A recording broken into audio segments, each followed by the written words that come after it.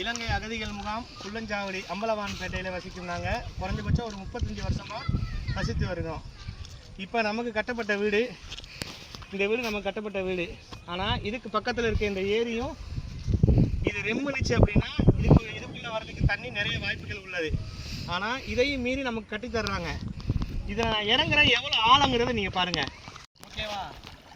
இது வந்து அந்த ஏரி ஓரமாக இருக்க வீடு. இந்த வீடு கட்டினாங்க பாருங்கள். இந்த அளவுக்கு தண்ணி நிற்கிது.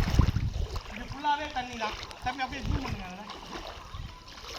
இந்த அளவுக்கு தண்ணி நிற்கிது.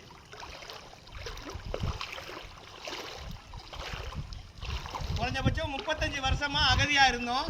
இப்பயும் இதுக்கப்புறமும் நாங்கள் அகதியாக தான் இருக்கணும் போல இருக்கு. அதனால் என்ன சொல்கிறது எனக்கே தெரியலை. இந்த அளவுக்கு தண்ணி நிற்கும் போது ஃபுல்லாக தண்ணி இதுக்கப்புறம் கஷ்டம் போல இருக்கு. ஓசலாம் போட்டு ஏரி போல இருக்குங்க. இது விவசாய நிலமா ஏரியான்னு தெரியலை. ஆனால் தண்ணி ஃபுல்லாக இது எம்பிருச்சு. இந்த அளவுக்கு ஆழம் இருக்கு. இதுக்கப்புறம் போனோம் அப்படின்னா இடுப்பு கீழே வரும்னு நினைக்கிறேன்.